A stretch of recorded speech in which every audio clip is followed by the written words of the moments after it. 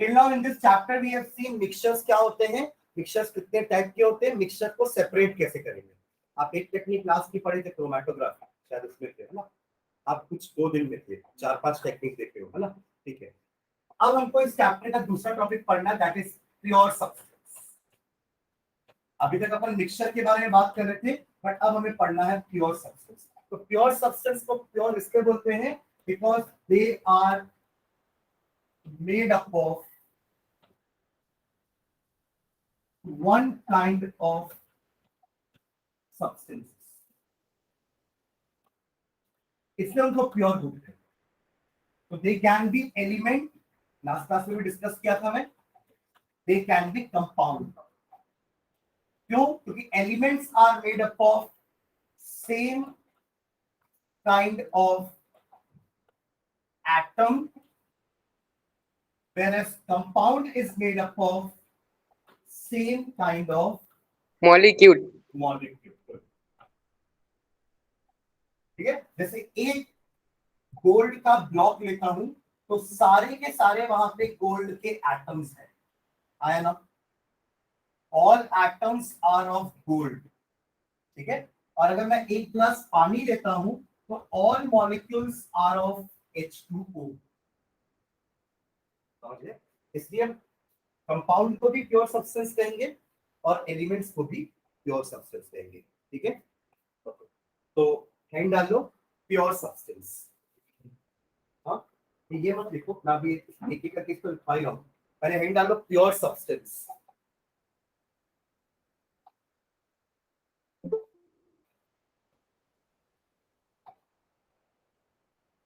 Heading रहेगा pure substance. ठीक है, इसका हाइफन डाल के लिखो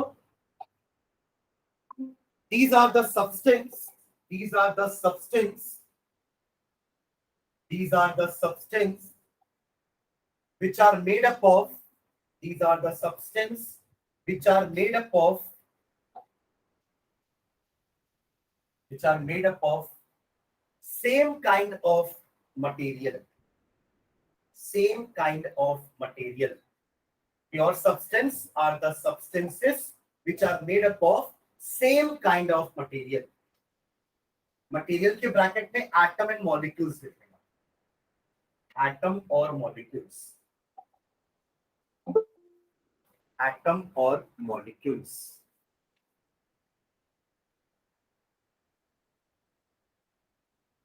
ठीक है, नेक्स्ट लाइन में on the basis of their chemical composition, on the basis of their chemical composition, on the basis of their chemical। Sir, your voice is breaking up. थोड़ा यहाँ पानी गिर रहा है एक्चुअली, इसलिए Yes, नेटवर्क sir, यहाँ light भी नहीं है। हो सकता है नेटवर्क प्रॉब्लम होगा। Yes, sir. ठीक है, चलो एडजस्ट करो, देखो तो आप बाद में रिकॉर्डिंग देख लेना एक बार। Yes, sir. तो on the basis of their chemical composition they are classified as, they are classified as, they are classified as, first लिखना element, second compound, elements compound. ठीक है, अब एक एक करके हमको दोनों को पढ़ना है आज, तो मेन हेडिंग डाल लो एलिमेंट्स, एलिमेंट्स, एलिमेंट्स।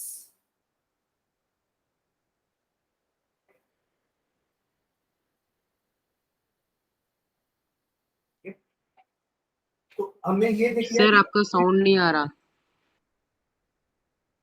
हेलो,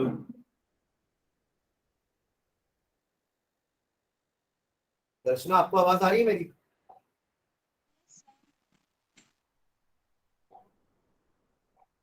मैं ऑडिबल दर्शना?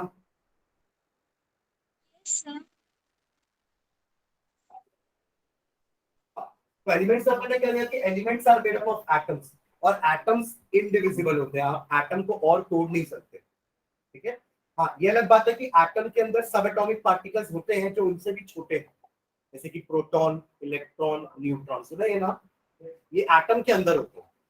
ठीक है, चलो लिखना एलिमेंट के बारे में, a substance which can neither be broken, a substance which can neither be broken,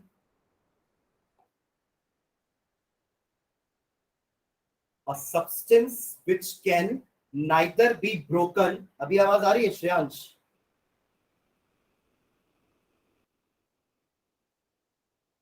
A substance which can yes sir, अभी आ रही है आवाज। neither be broken down into simpler substances, a substance which can neither be broken down into simpler substances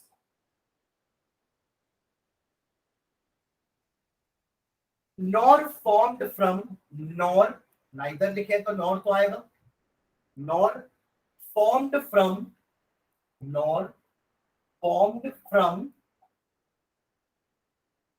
two or more simpler substances,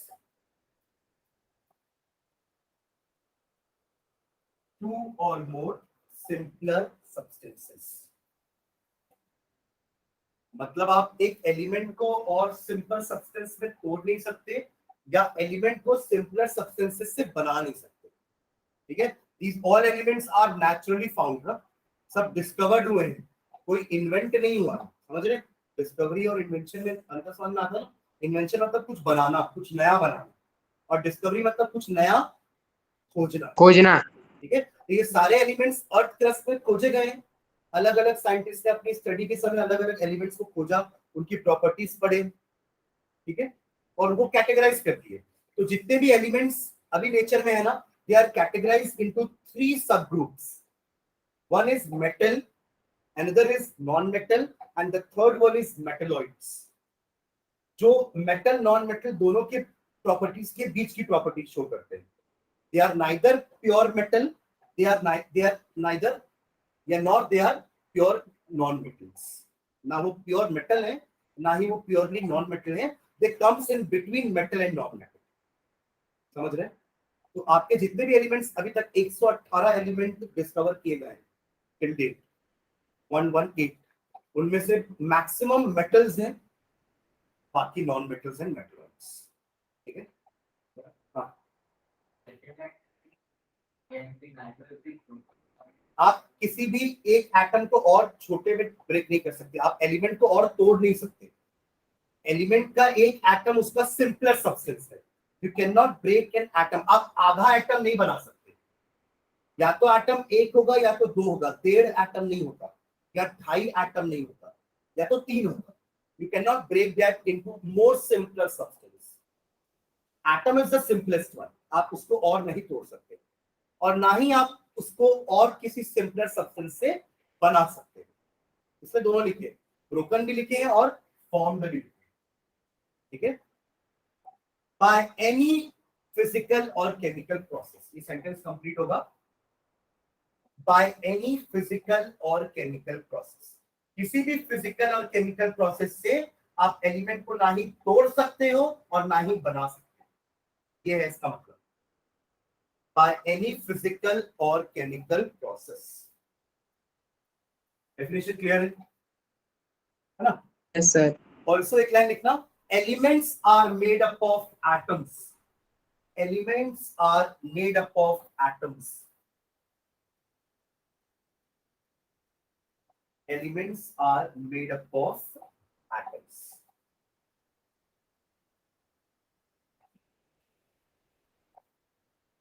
हर चीज element की बनी है ना, basically आप बोल सकते हो कि होल यूनिवर्स आपके element are the building blocks of whole universe. जैसे हम अपने लिए बोलते हैं ना कि हमारे बॉडी के लिए बिल्डिंग ब्लॉक्स क्या है, सेल्स, बिकॉज वो सबसे सिंपलेस्ट सब्सटेंस है, आप उसको और नहीं तोड़ सकते, राइट। तो वैसे ही पूरा यूनिवर्स एलिमेंट का ही बना हुआ है, हर जगह एलिमेंट है, ठीक है। नीचे लाइन में लिखना, elements may be solids, liquids and gases। elements may be solids, liquids and gases, तीनों स्टेट में रह सकते हैं। elements can be solids, liquids and gases। और ये जो अपन लिख रहे हैं ये रूम टेम्परेचर की बात कर रहे हैं, मतलब अभी इस रूम टेम्परेचर में आपका मेटल, कोई भी नॉन मेटल किस स्टेट में रहेगा, वही लिखे हैं। जैसे ऑक्सीजन किस स्टेट में रहता है, gas, nitrogen gas, iron solid. Solid. Room temperature की बात कर रहा हूं। ऐसे तो आप आयरन को पिघला के लिक्विड भी बना सकते हो, मॉल्टन आयरन होता है ना, तो आप उसको लिक्विड में भी कन्वर्ट कर सकते हो, but I am talking about room temperature. एक नॉर्मल टेम्परेचर में iron will behave like solid, oxygen will behave like gas, समझ रहे हैं, और mercury will behave like liquid. Mercury is the liquid. Liquid metal. जितने भी मेटल है ना, उनमें mercury is the only liquid metal, बाकी सारे मेटल सॉलिड्स, समझ रहे हैं। Mercury is the only liquid metal, बाकी सारे मेटल्स आपके सॉलिड होते हैं, समझ रहे हैं सर हाँ सर ब्रोमीन भी कुछ था ना सर, हाँ। ओनली कुछ हाँ शायद से। ब्रोमीन भी लिक्विड होता है, but that is a non metal. ठीक है, मैं आप लोगों को नाम लिखवाता हूँ, कुछ कॉमन मेटल्स के, कुछ common noun okay metals, sir. उनमें से कौन सॉलिड है, कौन से गैस है, कौन से लिक्विड है, मैं लिखवाता हूँ। ठीक है, तो आप लोग क्या लिखे, elements can be solids, liquid and gases. ठीक है, नीचे लाइन में लिखना, some gaseous elements are some gaseous elements are some gaseous elements are कुछ गैसियस एलिमेंट्स के नाम लिखना, हाइड्रोजन, ब्रैकेट में H लिखना, ये उसका सिंबल होता है, we represent hydrogen by capital H। उसके बाद नाइट्रोजन, इसका सिंबल N होता है। फिर ऑक्सीजन, इसका सिंबल O। फिर आपका फ्लोरीन, इसका सिंबल F, और एक होता है आपका क्लोरीन, इसका symbol Cl, capital C small l, है ना। इसके अलावा हीलियम सुने हो, helium He, sir neon Ne, argon, argon अभी पढ़े थे वो, जब गैसेस का मिक्सचर को अलग करेंगे ना, एयर के मिक्सचर्स को अलग अलग गैसेस को, तब आर्गन वहां पे पाएगा, आर्गन Ar। फिर क्रिप्टन Kr, एक होता है आपका जेनॉन Xe, और एक होता है radon Rn। These are the gaseous elements जो रूम टेम्परेचर में गैस होते हैं। दर्शना फॉलो कर रहे हो, Yes, sir.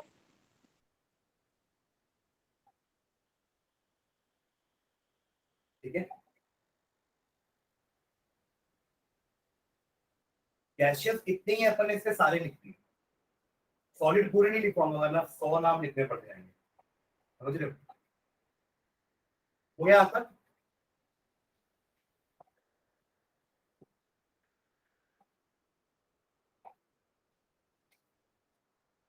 ब्रैकेट में सबके सिंबल लिखे। अपना एक चैप्टर है केमिस्ट्री में, एटम्स एंड मॉलिक्यूल्स, इसके बाद वाला, उसमें हम पढ़ेंगे डिटेल में, और सिंबल के अलावा और चीजें भी पढ़ेंगे। ठीक है, ये हो गया।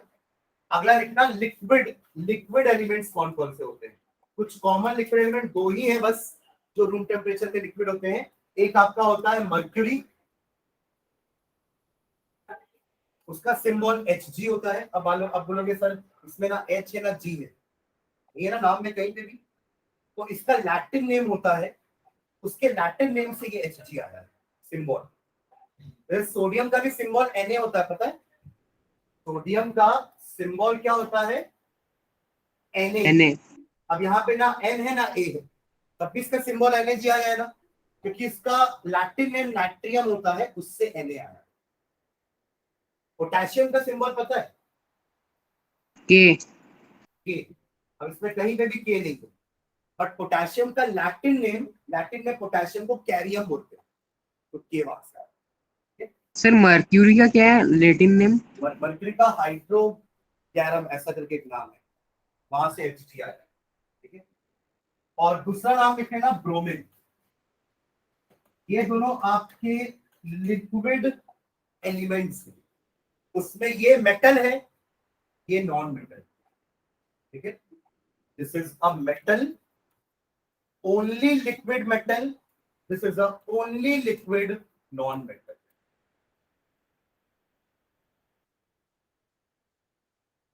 ऊपर जितने नाम लिखे ना सब नॉन मेटल है, गैसियस वाले, क्योंकि मेटल्स गैस नहीं होते रूम टेम्परेचर में, मेटल्स गैस नहीं होते, तो ऊपर सारे के सारे नॉन मेटल्स। क्लियर है? आप लोग 8 में थोड़ा मेटल नॉन मेटल पढ़े होगा, 8 का चैप्टर था मेटल्स एंड नॉन मेटल्स। इसमें आप लोगों ने सारी प्रॉपर्टी पढ़ी थी मेटल्स की, याद है? एक प्रॉपर्टी को याद दिलाएगा? यस सर पढ़े थे। क्या प्रॉपर्टी है कोई मेटल की प्रॉपर्टी? मैलिएबल याद है? Sir lustre. Metals are malleable and ductile. सुना सुना लग रहा है? याद है? सुना लग रहा है? नहीं, वो सोलरस है, देखो मैं बता रहा हूँ। सर एक अलग रहता है ना कि मेटल्स आर लस्ट्रस। हाँ, लक्ष्य। अब मैं एक एक प्रॉपर्टी का नाम बताता हूँ। मैलिएबल का मतलब क्या होता है कि आप मेटल को हथौड़ी से पीट पीट कर पतला कर सकते हैं, पतली शीट पे कन्वर्ट हो जाता है ना। आप लोगों ने देखा होगा एल्यूमिनियम की शीट्स आती हैं, एल्यूमिनियम फॉइल यूज करते हो आप लोग रैपर में, यस सर। खाने में लपेटने के लिए रैपर कितना पतला रहता है ना वो, तो उसको अपन ने पीट पीट के हथौड़ी से हैमरिंग कर करके हमने उसको पतला किया है। ऐसा आप मेटल के साथ ही कर सकते हो। नॉन मेटल के साथ करोगे, नॉन मेटल या तो टूट जाएगा, और नॉन मेटल में तो अधिकतर गैस है, आप ऑक्सीजन को कैसे पीटोगे? समझ रहे हो? आप ऑक्सीजन को पीट करके पतली शीट नहीं बना सकते। तो मैलिएबिलिटी क्या होती है? It is a property of a metal in which it can be hammered and can be converted into thin sheets. Clear है? डक्टिलिटी क्या होती है? Wherein you the metal wire. can be drawn into thin wires. Gold की chain पहनते हो ना, oxygen की chain नहीं बना सकते, समझ रहे? मतलब इन किसी भी एलिमेंट की चेन नहीं बन सकती, because they are non ductile. You can not convert them into thin chains, wires. समझ रहे? कॉपर वायर होता है, पतला सा वायर होता है कॉपर वायर, तो you can convert your metal into thin wires. That property is known as ductility. तभी हम बोलते हैं कि metals are malleable and ductile, can be converted into thin sheets and can be drawn into thin wires.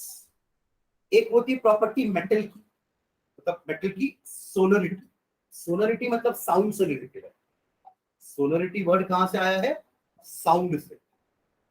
आप metal को जब बजाते हो ऐसे, उसमें कुछ ठोकते हो तो आवाज आती है, टक टक टक टक टक, टन टन टन आवाज आती है ना, घंटी बजती है स्कूल की, लोहा रहता है वो, जब वो बजता है तो आवाज आती है ना, टन टन टन टन टन। ये ऑक्सीजन के साथ नहीं आ रही, देखो मैं मार रहा हूँ ऑक्सीजन को, मार रहा हूँ ना मैं ऑक्सीजन को, यहाँ पे ऑक्सीजन तो होगा, मैं मार रहा हूँ उसको, कोई आवाज नहीं आती। तो non metals are non sonorous, whereas metals are sonorous. They produce sound on being beaten. उनको जब पीटा जाता है वो साउंड क्रिएट करते हैं, समझ रहे? हम भी सोनरस है ना, मालूम तो चिल्लाओगे ना, हम भी सोनरस है। और लक्ष्रस, शाइनिंग। लक्ष्रस मतलब क्या होगा? Shining. Metal has got a metallic lustre, non metals dull होते हैं, दे आर डल, उनका कोई शाइनिंग नेचर नहीं होता, शाइनिंग अपीयरेंस नहीं होता।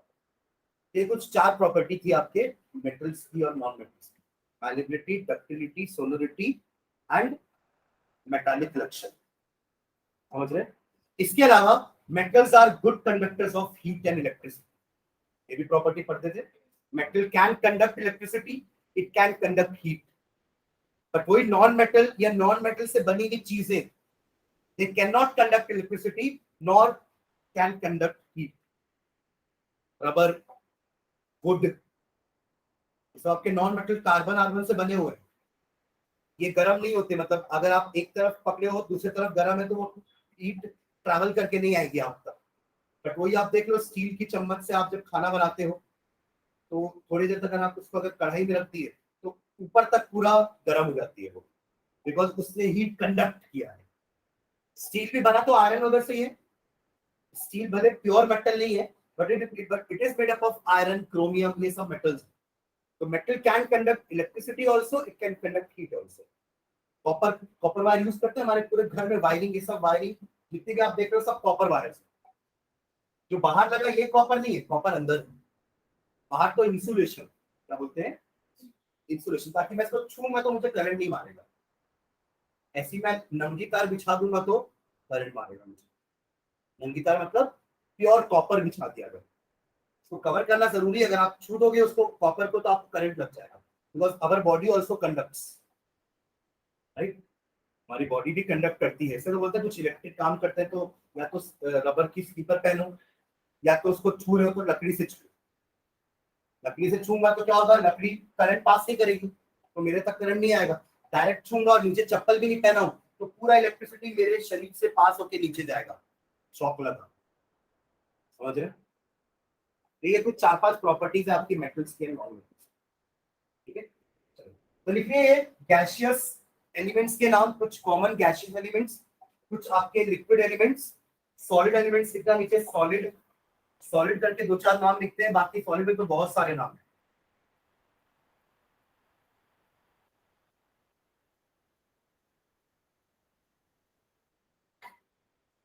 देखो, कार्बन, कार्बन, धुआं जानते हैं, धुआं, स्मोक, वो क्या है, यस सर। अनबर्न्ड कार्बन है जो एयर में फैला हुआ है। तो ब्लैक कलर का होता है ना, वो सॉलिड होता है, right. Carbon is a solid, ठीक है। कॉमा एक और लिखना, सी, कार्बन ब्रैकेट में सी, सर किसमें लिखना है सर? सॉलिड में। हमने ऊपर लिखा ना कि elements can be solid, liquid और गैस, तो तीनों के एग्जांपल्स लिख रहे हैं कि कौन कौन से एलिमेंट्स हैं जो सॉलिड होते हैं, कौन से एलिमेंट्स हैं जो लिक्विड होते हैं, और कौन से एलिमेंट्स हैं जो गैस होते हैं रूम टेम्परेचर। कार्बन लिखिए ब्रैकेट में सी, और देखो सोडियम, सोडियम ब्रैकेट में Na, Na, ये भले सॉलिड है बट थोड़ा सॉफ्ट होता है। जैसे आयरन हार्ड होता है, iron at room temperature solid है बट वो हार्ड है। आप चाकू से आयरन को नहीं काट पाओगे, चाकू की इतनी धार नहीं होगी कि आप आयरन को कट कर लो, बट सोडियम सॉफ्ट मेटल होता है, that can be cut through knife. Sodium bracket में Na, उसका सिंबल क्या होता है, लिखा है मैंने वहां पे Na। एक और पोटेशियम, उसका सिंबल ब्रैकेट में K लिख लेना।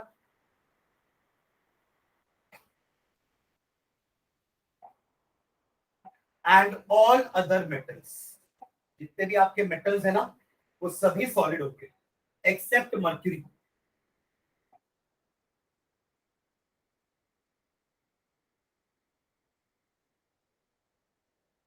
सर सोडियम मेटल है। हाँ, सर वो उसमें भी आएगा क्या आवाज सर उसको मारने से? नहीं आएंगे क्योंकि सॉफ्ट है ना, कोई सॉफ्ट चीज को मारोगे तो नहीं आवाज आएगी। देखो हर चीज में एक्सेप्शन है।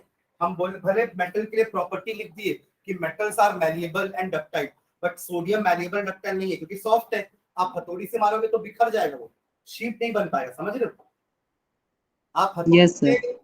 हार्ड वाले मेटल को मारोगे तब वो जाके शीट बनेगा। अगर एक सॉफ्ट मेटल को हथौड़ी से मारोगे तो टूट जाएगा, समझ रहे। तो देयर आर एक्सेप्शंस। जैसे मेटल्स आर मैलिएबल तो मर्क्यूरी थोड़ी ना मैलिएबल होगा, मर्क्यूरी तो लिक्विड मेटल है। तो एक्सेप्शंस केमिस्ट्री में आपको बहुत मिलेंगे क्योंकि 118 एलिमेंट है ना, सब एक जैसे नहीं होते। तब भी हमने ट्राई करके उसको 3 कैटेगरी में डिवाइड कर दिया है, metal, metalloids and non metal. But metal के अंदर भी थोड़ा बहुत वेरिएशंस है, चेंजेस है, उसको हम एक्सेप्शंस बोलते हैं। क्या बोलते हैं? एक्सेप्शन। एक्सेप्शन समझते हैं ना, थोड़ा हटके सब प्रॉपर्टी शो करते हैं, सारी करते हैं, बट ये नहीं करता एक्सेप्शन। पर तब भी हम उसको मेटल बोल रहे हैं क्योंकि कुछ प्रॉपर्टी वो शो करता है, समझ रहे हैं? Okay. And all other metals. Yes sir. ये आपके कुछ एलिमेंट्स हो गए जो लिक्विड और सॉलिड्स और गैसियस होते हैं, ठीक है। ओके, नेक्स्ट लाइन में लिखना, एलिमेंट्स में be simply divided as, elements may be simply divided as, elements may be simply divided as metals and non-metals.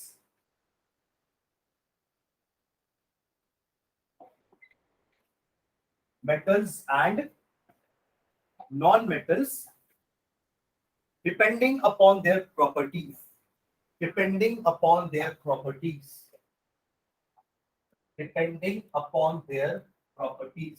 आपको तो याद नहीं है इसलिए मैं लिखवा रहा हूं, वरना मैं नहीं लिख पाता। ऐसा दो कॉलम बना लो, इसी में हम दोनों की प्रॉपर्टीज लिख लेते हैं, डिफरेंस भी हो जाएगा, ठीक है। तो depending upon the properties elements are divided into two types, metals and non metals, ठीक है, क्लियर। चालू करें लिखना। मेटल्स का पहला point, yes sir. Good conductor of heat and electricity, good conductor of heat and electricity.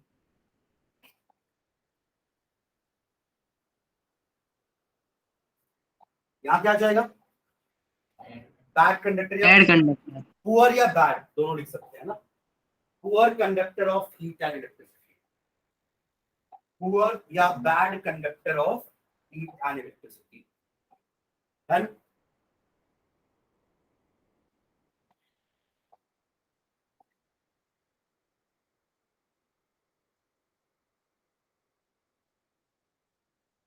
या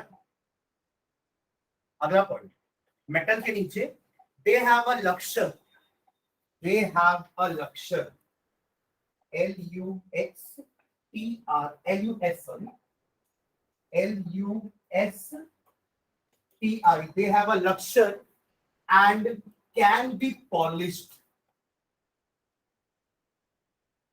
and can be polished, and can be polished। जिस दिन आप लोग अंगूठी लेते हो उस दिन बहुत चमकती है लक्ष्य, बट एक दो साल बाद, 4-5 साल बाद थोड़ी सी डल हो जाती है ना, फिर आप उसको वापस देते हैं थोड़ा सा शाइनिंग के लिए। तो ऐसे देना नहीं चाहिए। एक्चुअली क्या होता है ना, एक लिक्विड होता है जिसका नाम है एक्वा रिजिया, ये मैं ऐसे जनरल नॉलेज पे बता रहा हूँ आपको। एक आप लोग के 10th में जब जाओगे तो एक पढ़ोगे आप लोग एक्वा रिजिया। एक एक्टिविटी बताया कि एक आदमी आया, उसने एक घर में गया, वहां पे एक औरत थी, उससे क्या लेडीज को थोड़ा गोल्ड वोल्ड पसंद होता है ना, अच्छा लगता है उनको ज्वेलरी पहनना, पर डलो ऐसे तो लोग थोड़े सैड हो जाते हैं, अरे ज्वेलरी खराब हो गई है। तो एक आदमी आया, वो मैडम को बोला कि मैडम मैं आपकी ज्वेलरी को अच्छे से मस्त शाइनिंग कर दूंगा। खुश हो गई, चलो बढ़िया, वापस चमक मिली। तो अपना पूरा ज्वेलरी दे के आ गई उसके पास। उसने निकाला एक सॉल्यूशन जिसका नाम था एक्वा रिजिया, उसने उसकी पूरी ज्वेलरी को एक्वा रिजिया में डिप कर दिया। ये एक ऐसा सॉल्यूशन है जो गोल्ड को डिसॉल्व कर देता है। पानी में गोल्ड डिसॉल्व नहीं होता, पानी में अगर गोल्ड डिसॉल्व होता तो 3 साल में ये अंगूठी तब की घुल जाती पानी में, समझ रहे। बट एक्वा रिजिया में गोल्ड, प्लैटिनम, सिल्वर ये डिसॉल्व हो जाते हैं। इन्हीं की तो ज्वेलरी बनती है ना। सिल्वर की ज्वेलरी देखें, आए वाले पहनते हैं ना कुछ लोग सिल्वर की, प्लैटिनम की भी अंगूठी होती है पहनते हैं, राइट। तो silver, gold, platinum are used as ornamental metals, जिससे हम ऑर्नामेंट्स बनाते हैं, सुंदरता के लिए, ठीक है। तो एक्वा रिजिया क्या करेगा, उनकी पहली लेयर का जितना भी गोल्ड था ना जो डल हो गई थी उसको डिसॉल्व कर देगा। तो पहली लेयर गायब, जो उसके नीचे वाली लेयर होगी वो तो शाइनिंग मारेगी क्योंकि वो तो इतने दिन से अंदर थी। तो अब वो जो मटेरियल है ना, जो सारा जो उसने दिया वो सब चमचमाने लगा और खुश हो गई। बट उसको ये समझ नहीं आया कि जो वेट था ना वो कम हो गया है। आप उसको वेट से खरीदते हो ना कि हाँ ये 5 ग्राम का, इसमें 5 ग्राम सोना है, तो वेट को आपका रेट भी उस हिसाब से लगाते हैं ना। उनके पास छोटा सा तराजू होता है जो आधा ग्राम को ही मेजर कर लेता है, 0.1 ग्राम को ही मेजर कर लेता है। समझ रहे हो मैं क्या बोल रहा हूँ। तो अब यस सर। उसने वे करवाया ना उसको बाद में पता चला किसी से कि अरे ऐसा नहीं करना चाहिए था, आपका नुकसान हो गया। फिर जब उसने वे करवाया जाके तब उसने देखा कि ज्वेलरी का वजन कम हो गया है। क्यों कम हो गया है? क्योंकि हर ज्वेलरी में से पहला लेयर जो है वो गायब हो गया है। कहाँ गायब हो गया है? वो आदमी लेके चला गया। वो जाएगा एक्वारीजिया को बॉइल करेगा और गोल्ड निकाल देगा। सर सब चोरी करके चला गया वो? में एक्सट्रैक्ट कर लेगा वो, एक्वारीजिया से गोल्ड को एक्सट्रैक्ट कर देगा वो। हाँ क्या बोल रहा है? सर वो सब चोरी करके चला गया क्या ज्वेलरी? क्या करके चला गया? चोरी चोरी करके चला गया? एग्जैक्टली चोरी नहीं हुई ना। वो तो जब तक वो था, जब तक उसने गोल्ड दिया वापस लेडी को, लेडी तो खुश थी ना। तो चोरी उसके सामने तो नहीं कहलाई वो। अल्टीमेटली वो एक इनडायरेक्टली चोरी हुई है ना। डायरेक्टली चोरी नहीं, डायरेक्टली चोरी होती तो वो भागता, उसके पीछे भागती ना वो, जो चेन स्नैचर होते हैं। सर नहीं पकड़ पाती। हाँ क्या करवा दी? सर वो फिर भी नहीं पकड़ पाती। ठीक है, तो मेटालिक लक्ष्य मतलब उनमें एक शाइनिंग होती है, और अगर डल हो जाते तो अपन उसकी पॉलिशिंग करवा सकते हैं। बट आप नॉन मेटल की पॉलिशिंग कर सकते हो क्या? गैस की पॉलिशिंग कैसे करोगे? नहीं कर पाएंगे। तो इसमें पॉइंट लिखना, जस्ट सेकेंड वाला पॉइंट इसके नीचे, non lustrous and can not be polished. Non sir lustrous, हाँ सर वो फिर आदमी उसका क्या किया होगा सर?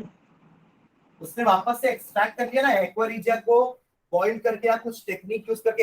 एक्वारीजिया में गोल्ड घुला मतलब वो मिक्सचर बना, तो कोई ना कोई फिजिकल प्रोसेस से वो गोल्ड को वापस से निकाल लेगा। Okay sir. Can not be polished. ठीक है, चलो थर्ड प्रॉपर्टी लिखना, डिफरेंस लिख लो प्रॉपर्टी के नाम पे। ठीक है, दे आर डक्टाइल, मेटल के नीचे दे आर डक्टाइल।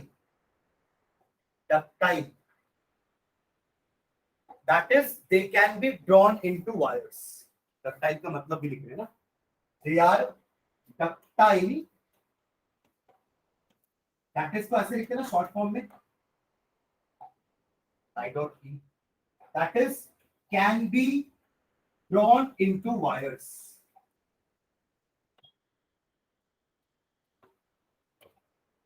ठीक है, नॉन मेटल के सामने they are non ductile. Non metal में they are non ductile.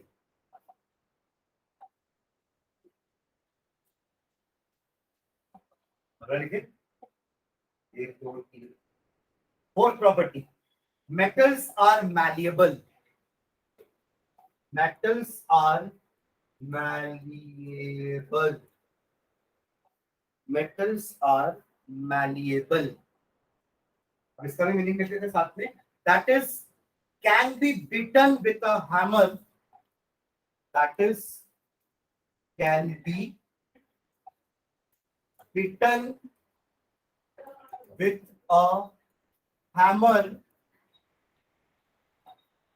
Beaten with a hammer into thin sheets. Into thin, पतली पतली शीट बना सकते हैं, SHEET, थिन शीट। यहां पे नॉन मैल्येबल, नॉन मैल्येबल।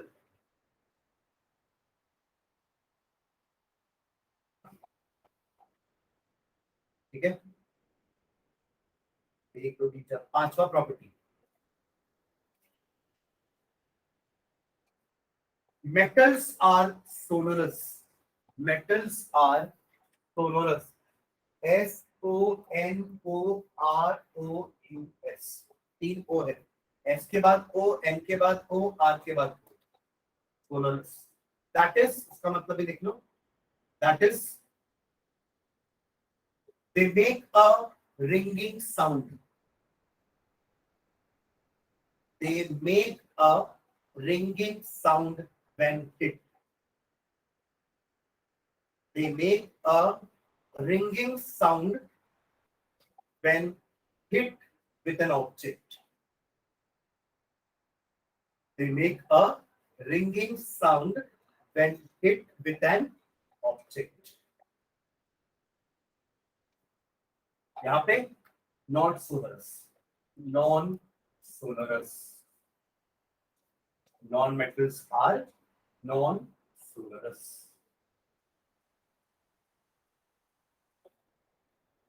ठीक है. Next, sixth point. Metals are hard. Exception मैंने आपको बताया सोडियम पोटेशियम भी वैसे ही होता है. Metals are hard and have high melting and boiling point. Metals are hard and have high melting and boiling points. Metals are hard and have hard है इसलिए तो melting point high है ना. Soft होता तो जल्दी मेल्ट हो जाता. मेल्ट मतलब समझ रहे हैं ना, solid to liquid. Metals are hard and have high melting and boiling points. यहाँ क्या लिखेंगे? Non-metals are soft and have low melting and boiling points. Non-metals are soft and have low melting and boiling points.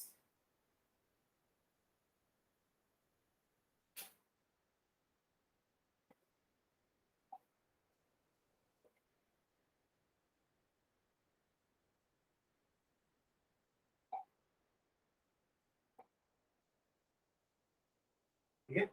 Last में बस example लिख लो सबके में. पहले metal के नीचे तो एग्जांपल लिखो. 4-5 मेटल के नाम लिख लेते हैं. Sodium, potassium. ठीक है. ये मेटल के नीचे एग्जांपल्स है ना. Sodium, potassium, zinc, copper. Zinc के बाद ZiNC ना. Zinc, copper, gold, silver, iron etcetera. ये सब नाम सुने आप लोग ना. आयरन भी सुने हैं, एल्यूमिनियम भी सुने हैं, गोल्ड सिल्वर सुने हैं, कॉपर सुने हैं. ठीक है. नॉन मेटल में एग्जांपल लिख लो. हाइड्रोजन, इनहेल करते हैं अपन ऑक्सीजन, वो भी एक तरह का नॉन मेटल है. ठीक है. Hydrogen, oxygen, nitrogen,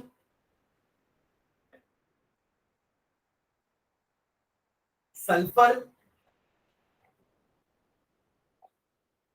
phosphorus. Phosphorus, phosphorus.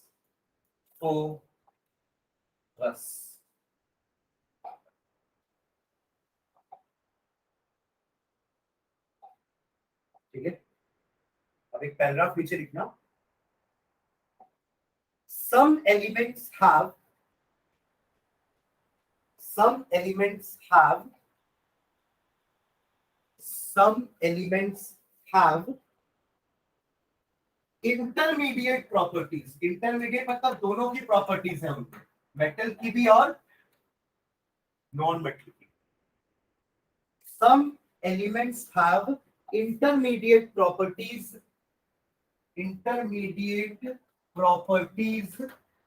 between those of metals and non-metals.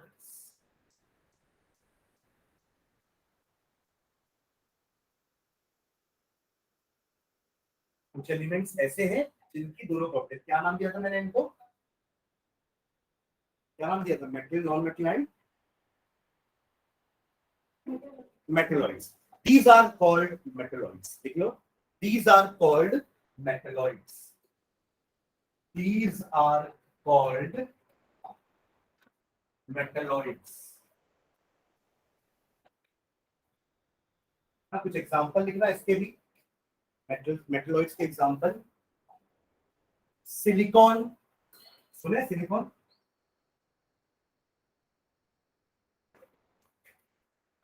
Germanium,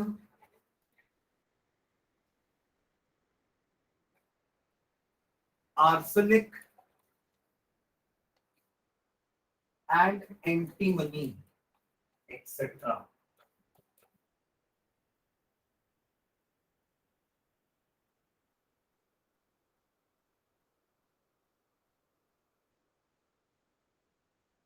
ठीक है,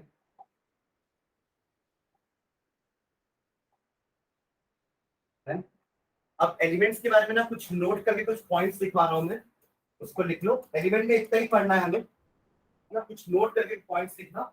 ऐसे जनरल नॉलेज के हिसाब से कुछ पॉइंट्स लिखवा रहा हूँ। फर्स्ट पॉइंट लिखना, nitrogen is the most abundant element in the atmosphere. Nitrogen is the most abundant, इसका मतलब क्या हुआ? What is in the abundancy? सबसे ज्यादा क्वांटिटी नाइट्रोजन की है atmosphere. Nitrogen is the most abundant, ABUNDANT, most abundant, ABUNDANT, most abundant element in the atmosphere. Clear है?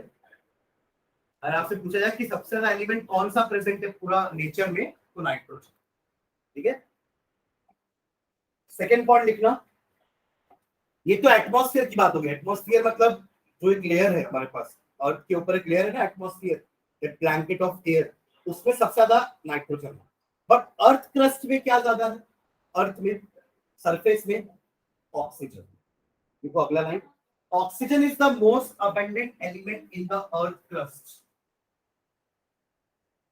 Oxygen is the most abundant element in the earth crust.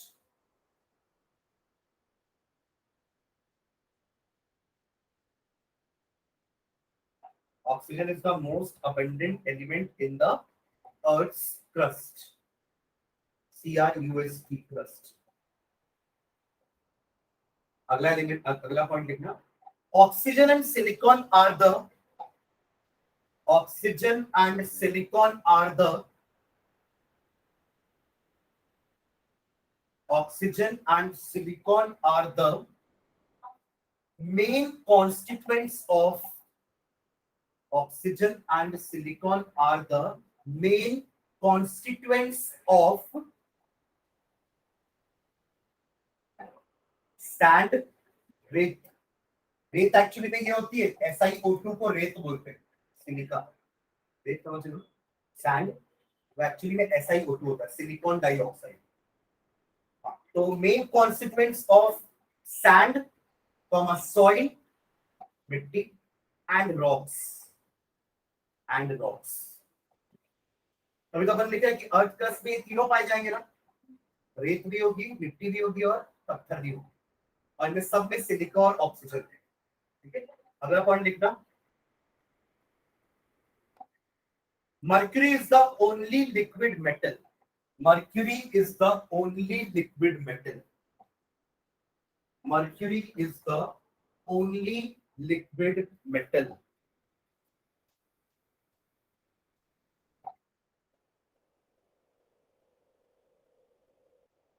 Mercury is the only liquid metal, बाकी सारे metal solids है। ठीक है, अगले point में, bromine is the only liquid non metal.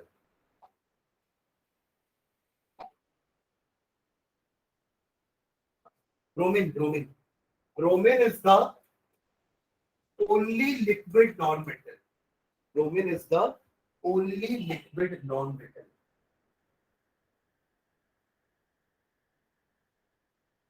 ठीक है, और एक और लास्ट पॉइंट लिखना, हमने ऊपर मोस्ट अबंडेंट एलिमेंट लिखा है ना, नाइट्रोजन एटमॉस्फेयर में, अर्थ क्रस्ट में ऑक्सीजन।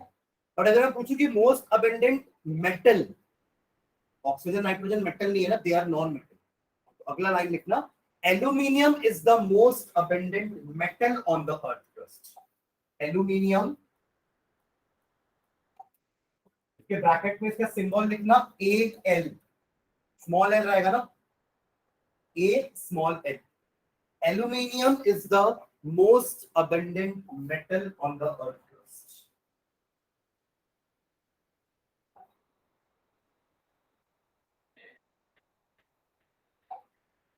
ना, एक वो सॉफ्ट मेटल पे भी पॉइंट लिखना है, सोडियम पोटेशियम का लास्ट पॉइंट लिखना। Sodium and potassium are soft metals. Sodium and potassium are soft metals. ठीक है, आप ये समझ लो, ये जो मैंने अभी लिखा है ना आपको सब नोट में, ये एक्सेप्शन है।